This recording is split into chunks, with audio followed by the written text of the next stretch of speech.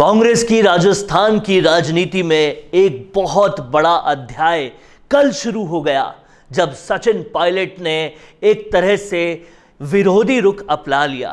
विरोधी रुख, इसको विरोधी तो बोल रहे हैं, लेकिन इसको अगर ढंग से समझा जाए तो कहीं ना कहीं सरकार की कथनी और सरकार की करनी में सामंजस्य आए।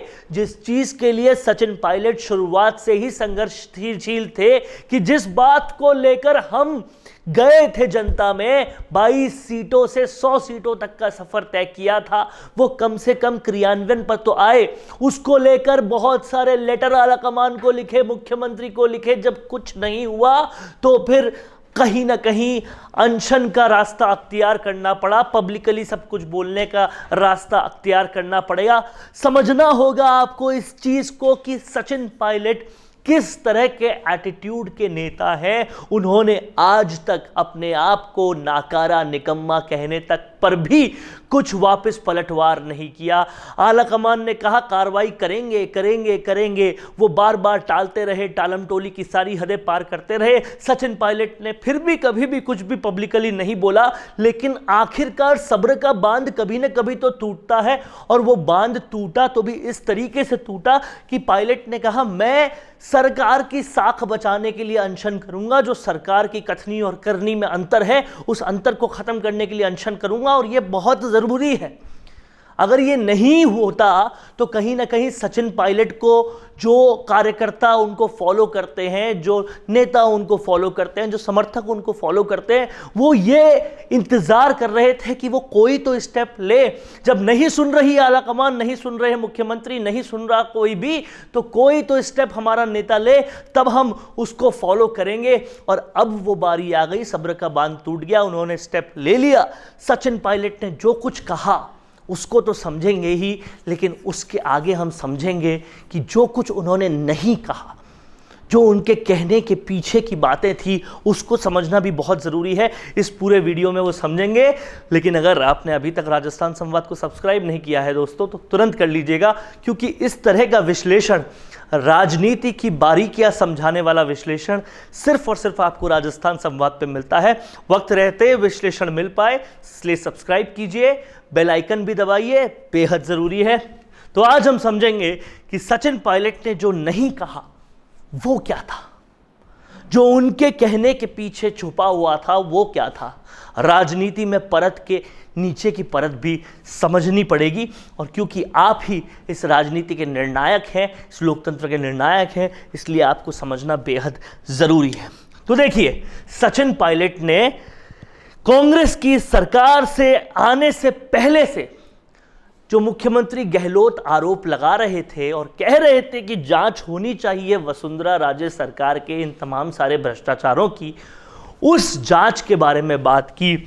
आप अगर इसको विस्तार रूप से समझेंगे, देखेंगे, तो आपको पता चलेगा कि उन्होंने जो बात की है वो बेहद अहम किस लिए है, और उस बात में क्या क्या सब कुछ मौजूद है, उसको समझना हमारे लिए बेहद इम्पॉर्टेंट है।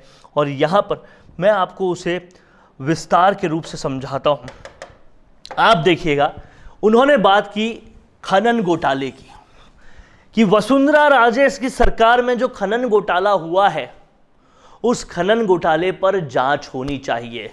याद होगा आपको कि उस दौर में बहुत ज़्यादा हंगामा हुआ था और बहुत बड़े बड़े घोटालों की आरोप लगी थी।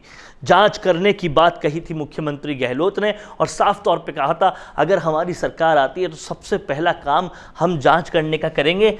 वो जांच 4.5 साल के बाद भी नहीं हुई है। ये मुद्दा उठाया सचिन पायलट ने, और इस मुद्दा उठाना लाजमी था क्योंकि उनके विरोधी लगातार इस बात को कह रहे हैं कि कुछ ना कुछ मिलीभगत है मुख्यमंत्री गहलोत और पूर्व मुख्यमंत्री वसुंधरा राजे में, और वो मिलीभगत इसी वजह से कहते हैं। इससे पहले जब ललित गेट कांड उभरा था, ललित मोदी और वसुंधरा राजे के बीच जो भ्रष्टाचार की खिचड़ी पक रही थी, वो जो कांड उभरा था, उसको लेकर भी मुख्यमंत्री गहलोत ने कहा था कि इसकी जांच करवानी चाहिए, हमारी सरकार आई तो हम इसकी जांच करेंगे। कहाँ है वो जांच, यही सवाल है। और ये सवाल के बारे में सचिन पायलट ने आलकमान को लिख कर भी दिया, कई बार लिख कर दिया, मुख्यमंत्री गहलोत को भी लिख कर दिया कि भाई जांच करवाओ, नहीं करवाई जांच। आबकारी में किस तरीके से बांटे गए लाइसेंस, किस तरीके से बढ़ाई गई प्राइसेस, उन सब पर भी जांच की बात हुई थी। बहुत बयान दिए थे, पूरा वीडियो दिखाया सचिन पायलट ने, कितने कितने बयान मुख्यमंत्री गहलोत ने दिए थे। उन्होंने कहा हमने भी दिए थे, लेकिन सरकार ने पूरी ताकत होने के बावजूद किसी तरह की कोई कार्रवाई नहीं की।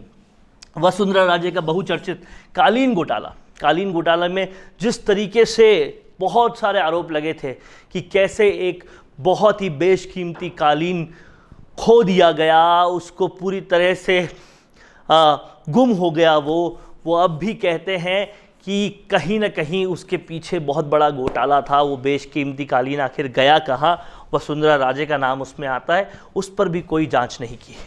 वसुंधरा राजे का बंगला खाली कराने की बात थी, उस पर भी कुछ नहीं हुआ। बजरी माफिया को लेकर जो घोटाला था उसको भी कुछ नहीं हुआ। ये सब जो कुछ नहीं हुआ उसको लेकर अनशन पे सचिन पायलट बैठे हैं और ये सारी बातें उन्होंने इस प्रेस कॉन्फ्रेंस में की। तो ये तो वो बातें थी जो आपने सुनी थी, लेकिन अब इसके आगे की बातों का तात्पर्य क्या है ये समझना पड़ेगा। जो उन्होंने नहीं कहा, जो हमें समझना चाहिए, वो हमें यहां पर देखना पड़ेगा। ये तो बात थी वसुंधरा राजे के घोटालों की, जिस पर जांच करने की बात मुख्यमंत्री गहलोत ने की थी।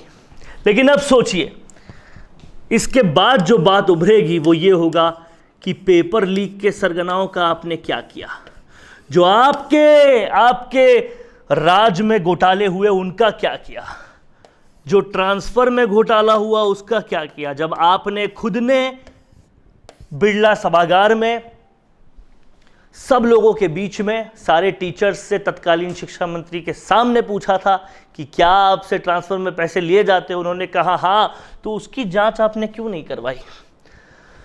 इसके अलावा आपने क्या किया बढ़ते अपराध के मामले में, इस पे भी बातचीत होगी, क्योंकि बढ़ते अपराध पर किसी तरह का कोई कदम नहीं उठाया गया। तो आपने उस पे क्या किया, क्या उस पे कोई बातचीत होगी।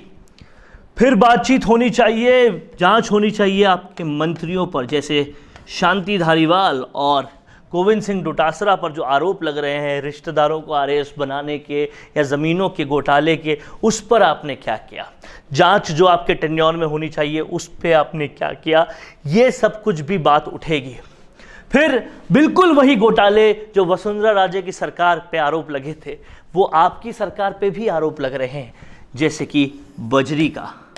आपको याद होगा कि भरतपुर में एक शख्स अनशन करते हुए मर गए, क्योंकि बजरी माफिया के खिलाफ वो अनशन कर रहे थे, लेकिन उनकी किसी ने नहीं सुनी। और कथित तौर पर बहुत सारे मंत्रियों का भी इन्वॉल्वमेंट बताया जाता है, लेकिन उस पर आज तक कोई कार्रवाई नहीं हुई। लोग अपनी जान दे बैठे, लेकिन किसी किस्म की कोई कार्रवाई नहीं हुई। इसी बजरी माफिया का आरोप लगाया जाता था वसुंधरा राजे सरकार पर भी, जो खुद की सरकार खुद के टेन्योर में भी कर रही है, उसका क्या किया। ये वो बातें हैं जो सचिन पायलट ने कही नहीं, लेकिन ये आगे के कोर्स में आएगी। जैसे ही आने वाला वक्त बदलेगा ये सारी बातें भी आने वाली है, आप इसको समझिएगा। बजरी माफिया, अपराध मंत्री, पेपर लीक, ट्रांसफर, और इसके अलावा अगर हम और आगे बढ़ के देखें तो घोटाले और भी हैं जिनकी बातचीत अभी तक नहीं हुई, और ये घोटाले कई बार विधानसभा में उठाए गए हैं। मसलन संयम लोढ़ा ने जो बात उठाई थी कि वसुंधरा राजे और शांति धारीवाल के बीच में भी कोई कनेक्शन है, इसलिए वो उनको बचाने में लगे हैं, इस पर कार्रवाई कौन करेगा। इसके बाद लगातार बातें और भी उठी हैं, होटलों से लेकर जमीनों तक, जिस पर कोई बातचीत नहीं हुई।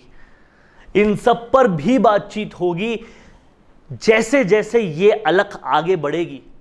कल के उस आंदोलन के बाद ये बातचीत भी आगे बढ़ेगी, और कहीं ना कहीं ये वो बातें हैं जो सचिन पायलट ने कही तो नहीं, लेकिन परत के नीचे की परत वही कहती थी बात के अंदर की बात वही कहती थी।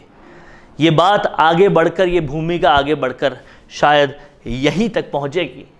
देखना होगा कल का लवाजमा किस तरह से उभरता है और कल क्या कुछ पॉलिटिकल सीन देखने को मिलता है। उस पर राजस्थान की आगे की राजनीति बहुत हद तक निर्भर करेगी। कैसा लगा आपको दोस्तों ये वीडियो, हमें कमेंट करके ज़रूर बताइएगा। अगर अच्छा लगा है तो इसे ज़्यादा से ज़्यादा शेयर कीजिएगा। नमस्कार। एंकरिंग करना हो या रेडियो शो होस्ट करना हो या फिर किसी मैच की लाइव कमेंट्री करना हो, इन सब के लिए आपको विशेष योग्यता चाहिए होती है। आकर्षक आवाज, आत्मविश्वास, भाषा पर पकड़, जानकारियां और प्रेजेंस ऑफ माइंड जैसी योग्यताओं का होना अनिवार्य है। टीवी या रेडियो एंकर या कमेंटेटर के पास स्पष्ट आवाज में बोलने की कला होनी ही चाहिए। अब तो उन्हें अपनी स्क्रिप्ट भी कई बार खुद ही लिखनी होती है। ऐसे में जर्नलिज्म बैकग्राउंड का होना भी अच्छा रहता है। साथ ही टेक्निकल सिस्टम को समझने की दक्षता भी हो तो ये रिकॉर्डिंग के समय अच्छा है। अच्छी आवाज और कुशल संचालन योग्यता आपको शुरुआती स्तर पर तो काम दिला सकती है, पर लंबी पारी खेलने के लिए आपको इन सारी स्किल्स का होना जरूरी है।